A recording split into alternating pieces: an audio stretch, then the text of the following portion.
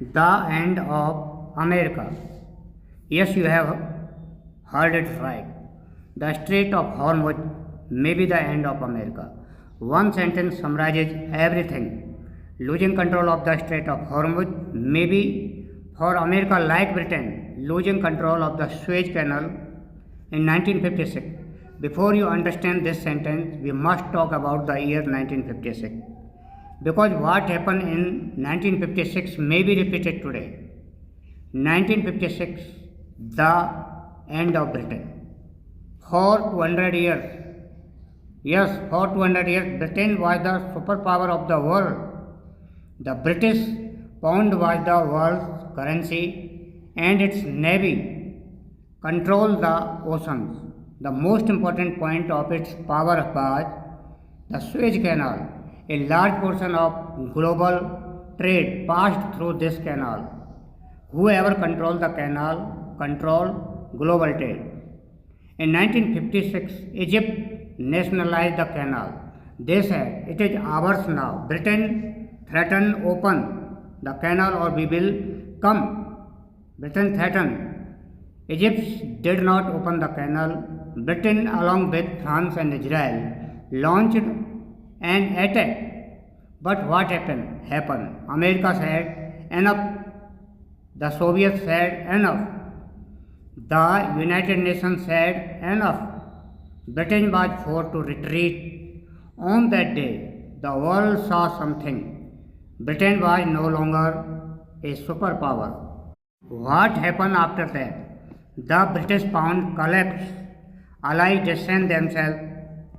Colonies began declaring independence. Capital fled from Britain. Within 20 years, yes, within 20 years, Britain became an ordinary country. An empire that lasted 200 years ended because of one canal. It was not just a canal, it ended because of one perception. This country is no longer strong. The moment this perception took hold, money fled, allies withdrew, and the system collapsed. The same thing may happen to America today. Why is the Strait of Hormuz so important? 20% of global oil supplies pass through this strait. Saudi oil comes through it, UAE oil comes through it, Kuwait oil comes through it, Iraq oil comes through it. What happens if the strait is closed? Oil prices will rise, the global economy will stop, Gulf countries will be unable to export, Europe will face an energy crisis, Asian factories will shut down. Imagine it like this. There is only one tunnel on a highway. All trucks pass through it. Food, fuel, raw materials, everything. Someone sits at the entrance of the tunnel and says, "No one passes without my permission." This is what Iran is doing now. If America cannot open this tunnel, everything will change. The pattern is things always end the same way. This is the historical equation. A super control is superpower. A superpower controls global money, controls sea routes, and everyone trusts it. Then a smaller power challenges it on a vital trade route. The superpower threatens, "Open the sea or I will invade." The whole world watches. If the superpower opens the route, its power is reinforced, trust continues, money flows, and the system continues. If it fails, everything turns upside down. Trust collapses, allies withdraw, money flees, a debt crisis begins, the empire collapses. This is how Portugal ended. This is how the Netherlands ended. And this is how Britain ended. When great powers sink into debt and show loss of military and financial control, watch how the trust of allies and creditors lose reserve currency status and their currency weakens, especially against gold. Now look at America's situation. Debt around $38 trillion. Yes, $38 trillion. Interest payment more than $1 trillion annually. A quarter of tax revenue goes to interest. It lost in Vietnam, withdrew from Afghanistan, spent 20 years in Iraq, leaving chaos behind. The world now believes America is no longer strong. Now it is confronting Iran. What did Trump say? If they plant mines and they are not removed immediately, the military consequences will be unprecedented. The critical point in war. Your ability to endure pain is more important.